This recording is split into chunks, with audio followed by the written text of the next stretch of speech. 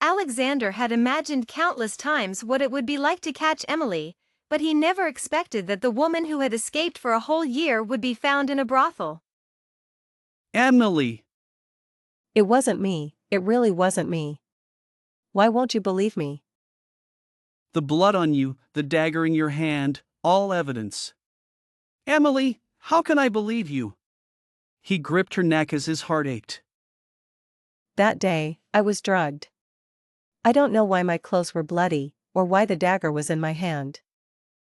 She made one last plea, hoping he would believe her, though deep down she knew he wouldn't.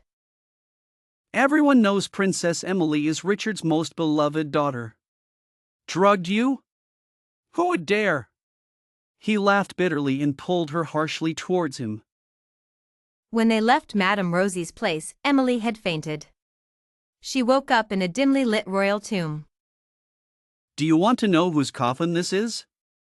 He spoke without turning around. What do you want to do? She swallowed hard, knowing more pain awaited her. He dragged her to a coffin, pressing her hand down. This is my mother. Today is her birthday, and since you owe her, you will keep vigil here. 2 guards appeared and threw her into an open coffin. Emily knelt inside, trembling. You know I'm most afraid of the dark. Please, Alexander, don't leave me here, take me out. She had been trapped in a secret room as a child and nearly perished, leaving her terrified of confined spaces. Alexander knew her fear well. These are things you should endure. Afraid? Good! He turned his back and left quickly, afraid he would soften. He still loved her, but this made him hate her more. To feel less guilty towards his mother, he made himself more ruthless. After Alexander left, the guards nailed the coffin shut. Emily's eyes widened, unable to see anything. Fear crept over her, making it hard to breathe. She pounded, shouted, cried, but they didn't release her. In the end, a snake inside the coffin bit her left hand. The pain made it almost impossible for her to breathe. But that wasn't the worst part. As Emily struggled to press the snake against the coffin, she heard several hissing sounds near her ears. The sounds were faint but clearly from many small snakes. Her scalp tingled, and in an instant, both of Emily's hands were bitten by the snakes, with some even crawling into her collar. Disgust, pain, and fear overwhelmed her. Finally, giving up resistance, Emily let the snakes bite her all over and wrap around her. She wanted to lose consciousness so she wouldn't feel the fear. But the more terrified she was, the more awake she became. She could feel each snake slithering over her body, the pain from the wounds intensifying bit by bit. She could even distinguish the hissing of the mother snake from the baby snakes. She didn't know how much time had passed, but when the coffin was opened again, a small white snake, the size of a finger, crawled into her nose. The snake venom had already started to take effect. Unable to move, Emily could only let it crawl through her nasal cavity. When Alexander had the coffin opened, everyone was shocked by the scene inside. Hearing their gasps, he quickly pushed them aside and stepped forward himself. Where did all these snakes come from? What are you all doing? Get her out of there now, he roared, drawing his sword and cutting the snakes off her one by one before lifting her out of the coffin. The small snake that had crawled inside her seemed to be startled and quickly slithered out of her ear. Alexander, horrified, grabbed its tail and yanked it out, then stomped it to death. After completing this series of actions, he was filled with immense anger. Putting me in a coffin with a nest of venomous snakes, Alexander, this new method of tormenting me is very effective, she said, looking up at him, trying to smirk but unable to control her facial muscles due to the venom. Pressing his lips together, Alexander didn't speak. He quickly carried her out of the tomb. Back at the palace, he summoned all the physicians. Turning his back to her, he feared he might feel pity. How is she? After a while, when the physicians were still treating her, he finally asked. Her condition is stable. The snake bites have been treated with medicine, but she recently gave birth and is still weak. Her recovery will take longer than usual. The physician replied, knowing how important she was to Alexander, not daring to be vague. Turning stiffly, Alexander looked at the sleeping woman on the bed, his eyes cold. Gave birth?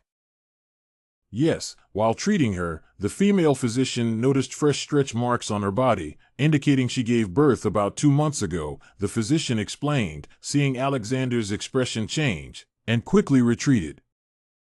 When Emily woke up again, it was completely dark outside.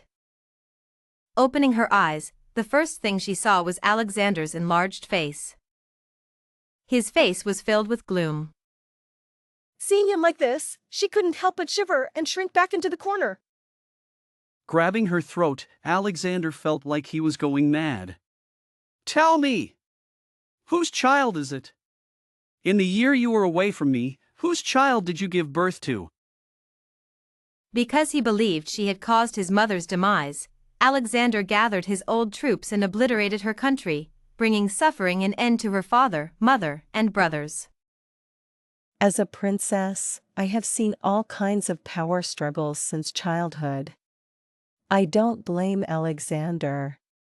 The only thing I could do was ensure my family was properly laid to rest. As for myself, if it weren't for an unavoidable reason, I would have joined them a year ago. Let you go? Who let me go? All my relatives died 10 years ago, and my last remaining mother left me a year ago. Alexander turned her over, his eyes filled with pain. I once thought you would be my salvation, but it was you who pushed me into the abyss. My mother always treated you kindly. I can't understand why you would harm her so severely. His mother had been attacked 47 times by Emily before she passed. Her body and face were covered in wounds, and even after a year, Alexander still woke up from nightmares, haunted by the memory. Alexander stood over Emily, his eyes burning with a mix of pain and anger. Do you think I would just let you go? Everyone I loved is gone because of you. My mother treated you like her own daughter, and you repaid her by causing her so much agony. I never wanted any of this, Alexander. I didn't harm your mother. I've seen enough treachery to understand your hatred, but you must believe me. Alexander's eyes filled with tears of frustration. He turned Emily over roughly, his grip tight. I thought you were my salvation, but you pushed me into the abyss. How could you hurt someone who cared for you so deeply? I didn't, Alexander. I swear on my family's graves. 47 times, Emily. She was stabbed 47 times by you. How can you deny that? Alexander believed she was responsible for his mother's death. Enraged, he gathered his old troops and attacked her country, tormenting her family to death. Alexander, I don't blame you. All I can do is ensure they are properly buried. If it weren't for an unavoidable reason, she would have joined her family a year ago. Let you go? Who let me go? Everyone I loved is gone, and my mother died a year ago because of you. He turned her over, eyes filled with pain. I thought you were my salvation, but you pushed me into the abyss. My mother was kind to you. Why did you harm her? Emily had stabbed his mother 47 times. The memory haunted Alexander. Perhaps he thought personally delivering her would bring him more satisfaction. As Emily was being escorted to the prisoner camp by his personal guards, Alexander appeared before her. Down there are the last 3,000 soldiers of your Gu kingdom. Over the past year, they've been doing the lowest menial labor in the prisoner camp. Emily, I never blamed your kingdom for destroying my country and causing my father's death because that was the natural order of things. But I can't accept you harming my mother. Do you know, for you, I went against my mother's wishes, gave up on restoring my country, gave up everything, just to be with you? But what did you do while I was foolishly giving my all? His grip was so strong that red marks quickly appeared on Emily's pale chin. She was in pain, but she knew the worst was yet to come. Is it true that if I pass away, my debt to you will be repaid, and you can stop hating me? Looking at the familiar and unfamiliar faces below, Emily no longer felt fear. She gazed at Alexander with determination and lightly smiled. Sophia lied about everything, but she was right about one thing. Despite everything, I still love you. So, for the sake of our past, can you promise to take good care of my child? Before Alexander could react, Emily used all her strength to push him away and leaped over the wall, intending to jump. Do you think dying will repay your debt to me, Emily? It's not enough. Even if you die, it won't be enough. I want you to live in misery. Only by living in agony can you atone for what you did to my mother. With that, he pulled her back and, in front of the 3,000 goose soldiers below, his eyes turned red. Realizing what he intended to do, Emily desperately clung to her clothes. Alexander, please, don't do this to me. At least not in front of him. Tears streamed down her face. Emily never imagined that she and Alexander would end up like this. Seeing her tears, Alexander's eyes softened slightly, but the anger remained. Remember, your life is mine. If there's a next time, I will make you regret it. With that, he held her face and forcefully wiped away her tears. The goose soldiers below, seeing Emily being treated this way, were all in tears. They were unwilling, but powerless. In the end, they could only form a line and use their shackles to tap out a silent military tune. This tune, The Heart of Soldiers, was composed by Richard and written by Emily. The melody was stirring, but at this moment it only brought sorrow and sadness. Knowing the soldiers below were encouraging her to hold on and survive, Emily listened to the melody, recalling past events, and her tears fell even more. Although he had defeated Richard and destroyed the Goo Kingdom, Alexander had to admit that in terms of military morale, he couldn't compare to Richard. Looking at the Goo prisoners, who had been oppressed for a whole year but still remained strong, he let go of her and ordered her to be taken away. He then turned and left.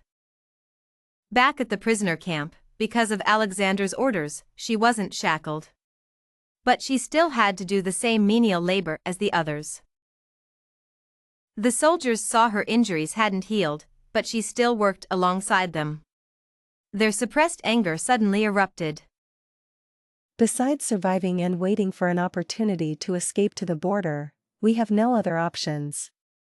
Endure for now. But she underestimated Sophia's influence and Alexander's cruelty. Guards! Bury all the captured soldiers from the Gua Kingdom alive! The ruthless command echoed in Emily's ears, piercing her heart. You promised me you wouldn't touch them. She rushed forward, grabbing his clothes, stumbling to her knees. It's me you want to punish, not them. Let them go, and you can punish me however you want. A year ago, Alexander had promised not to harm them. How could he break his word? What? Have you learned to beg this time? But it's too late. Everyone was taken to a giant pit. Emily watched as the soldiers from the Gua Kingdom, their hands bound, were thrown into the pit, then covered with layers of soil and stones, first their legs, then their thighs, and finally their chests. Princess, it's my fault I couldn't save you. Please take care. Edward, being old, coughed violently as the soil hit him. Seeing the pit filled with heads, Emily couldn't hold back any longer. Where is Alexander? I want to see him. I have something to say to him. Take me to see Alexander. Struggling free from the guards holding her, Emily regretted provoking him, regretted listening to Sophia. Her face was full of guilt and determination to save them. He always wanted me to admit my crimes, right? Tell him I admit it. I admit everything. I harmed his mother, the child was from my client, and I hurt Sophia. From now on, whatever he says, I'll accept. Please, take me to him. Behind her were the painful groans of 3,000 soldiers. Emily knelt on the ground. Even though her country was destroyed, she always remembered she was a noble princess of the Gua kingdom. No matter how difficult life was, she never bowed to anyone, but today, she gave up everything. Admitted, have you? You finally admitted it. Alexander's voice came from behind. Soon, he walked out and yanked her up from the ground. You wretch! It really was you who harmed my mother. I will never forgive you, not in this life or the next. With those words, filled with immense anger, Alexander ordered the pit to be filled, burying everyone. Watching the soil and stones cover the soldiers' heads, seeing the struggling people finally stop moving, Emily gasped. Fine. If you're going to harm them, you might as well harm me too. With that, she struggled and jumped into the pit, and soil was thrown over her head. Your Majesty. The guards, seeing Emily jump in, didn't know whether to continue filling the pit. If she wants to stay, then continue burying. He turned and left. Though Alexander said that, the guards didn't dare to actually bury Emily. They only buried the others, leaving Emily alone. After the burial, Alexander's guards continued to watch for a day. Once they confirmed the 3,000 soldiers were gone, they left. No matter how they tried to pull her out, Emily wouldn't budge, so they let her be. She stayed in the pit, digging with her bare hands. When she woke up again, it was daylight, but the pit was still filled with remains. Unlike the night before, there was now a smell of decay in the air. Alexander believed that Emily had caused his mother's demise. Consumed by rage, he rallied his old troops and decimated her country, subjecting her family to unimaginable torment. I don't blame him, she thought. I've seen power struggles since childhood. The only thing I can do is ensure my family is properly laid to rest. As for Emily, if not for an unavoidable reason, she would have joined her family a year ago. Let you go? Who let me go? He turned her over, his eyes filled with pain. Everyone I loved is gone because of you. My mother treated you kindly, yet you betrayed her so cruelly. His mother had suffered 47 stab wounds at Emily's hands. Her body and face were covered in wounds. Even after a year, Alexander was haunted by nightmares. Alexander turned around and saw Emily holding her open abdomen with one hand and a blood-covered, mouse-like baby with the other, sweating profusely and smiling eerily at him. How dare you? How could you do this to him? Emily, Lily's your child, and he is your child too. How could you be so heartless? His grief-stricken voice echoed through the heavens and earth. Alexander wanted to grab Emily and question her, but she had already collapsed. Her open abdomen continued to bleed profusely. Her eyes were fixed on the baby in Alexander's hands. Her gaze was filled with pain, hatred, and more than anything, a sense of satisfaction from revenge. Afterward, Alexander took Emily to the palace and summoned the most skilled royal physician to treat her. But Emily's wounds were too severe. Even with the best physician and the best medicine, they could only keep her alive but couldn't completely heal her. Sister, you really are ruthless. You used a sword to cut open your own abdomen and take out that undeveloped child. How did you do it? I truly admire you. At night, Sophia dismissed Alexander's people, lifted the curtain, and stood by Emily's bed. Sophia's voice sounded eerie in the quiet night. Get out! Even now, you dare to tell me to get out? Emily, why aren't you gone yet? You're in such a terrible state. Why are you still alive? From childhood to now, you've always easily gotten everything I wanted. Now that I've finally fought for what I want, you come to take it away. I'm telling you, you won't get your way. I will end you. Do it now. Emily glared disdainfully at the ferocious Sophia above her, curling her lips in mockery. You think I don't dare? Bring the box. My dear sister, do you know what's inside? Since you have such a big wound, shouldn't I, as your sister, fill it with something? With that, Sophia laughed wildly, opened the box, and used a stick to guide thousands of ants from the box into Emily's abdomen. Emily's pupils dilated. She never expected Sophia to come up with such a cruel method. As soon as the thousands of ants entered her abdomen, it felt like being pricked by needles. But she was too weak to scratch or move to get rid of them. Torturing me like this proves nothing. If you have the guts, end me now. The pain of being devoured by ants made Emily gasp. At this moment, she regretted not ending her life in the pit. You are the one the Emperor is determined to save. I wouldn't dare end you, but I have plenty of ways to torment you. Sophia watched Emily's suffering with satisfaction and only left when she fainted from the pain. The next day, as Alexander was about to visit Emily after court, a sudden fire broke out in the Wutong Palace. The sky was lit up with red flames, illuminating the entire palace. Thinking of Emily in the palace, Alexander quickened his pace, but when he arrived, the gates of Wutong Palace had already been burned down. Because he believed she had caused his mother's demise, Alexander gathered his old troops and ravaged her country, causing immense suffering to her family. As a princess, I've witnessed countless power struggles since childhood. I don't blame Alexander. The least I could do was to ensure my family was properly buried. As for herself, if it weren't for an unavoidable reason, she would have joined her family a year ago. Let you go? Who let me go? All my relatives died 10 years ago, and my last remaining mother left me a year ago. I once thought you were my salvation, but it was you who pushed me into the abyss. My mother always treated you kindly. Why would you harm her so severely? His mother had been brutally attacked by Emily before she died. Her body and face were covered in wounds, and even after a year, Alexander still woke up from nightmares, haunted by the memory. Cough, cough. Your Majesty, it wasn't me. It was my sister. The bloody clothes, the crescent-shaped dagger, they all prove she did it. I was at the temple that day.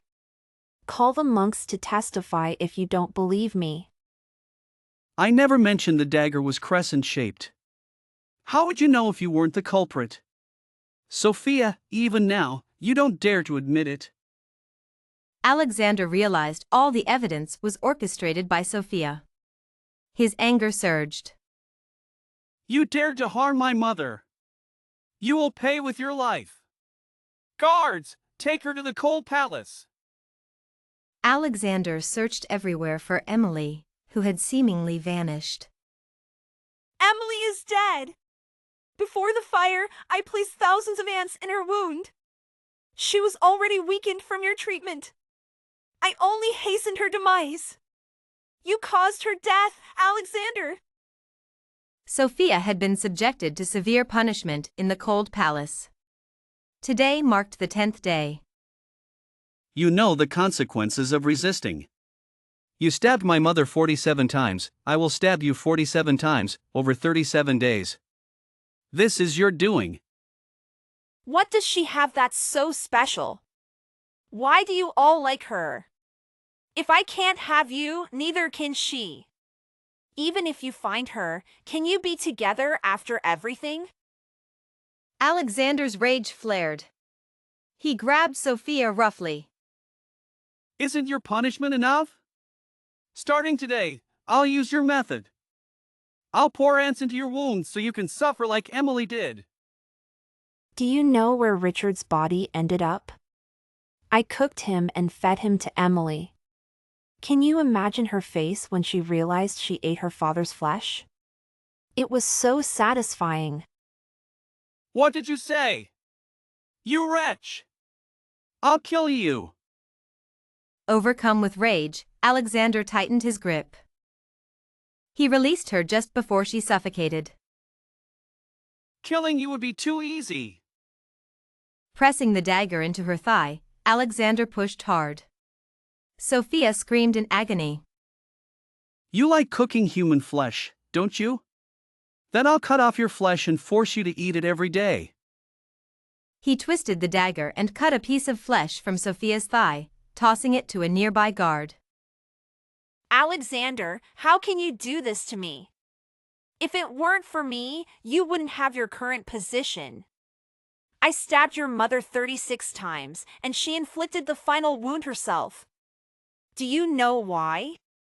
Because she heard me say that if I killed her and framed Emily, you would no longer love her and rise up in hatred. Sophia gasped, looking at the stunned Alexander, and laughed.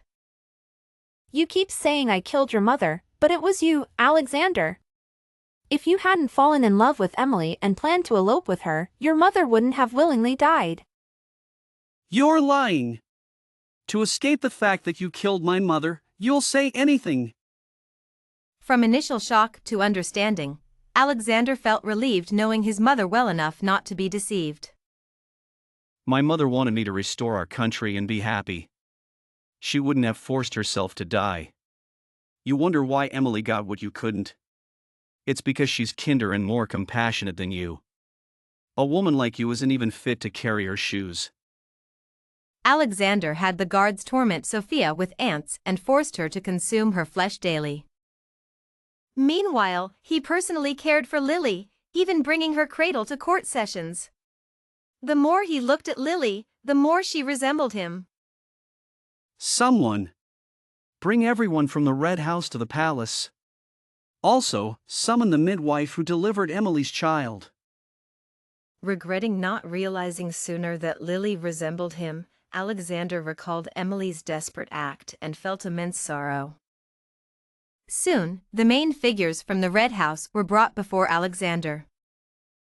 Do you recognize the woman in this painting? He had a guard display a portrait of Emily and questioned Madame Rosie. What did she do at the Red House? Blinded by anger, Alexander had assumed Emily was a courtesan without verifying with the Red House staff. Miss Emily always worked as a servant in our house. Madame Rosie trembled, bowing her head. A servant? She always worked as a servant? Yes, Your Majesty. She begged me to take her in, saying she had a newborn to care for. Please, Your Majesty, have mercy. Alexander didn't release her immediately but inquired about Emily's situation. Upon learning of Emily's struggles and sacrifice, Alexander slapped himself hard. Why didn't I find out sooner? Why did I let her suffer so much? But now, it was too late. Alexander spent the rest of his life immersed in the pain of losing Emily. When Lily grew up, he abdicated the throne and spent his days guarding Emily's spirit year after year.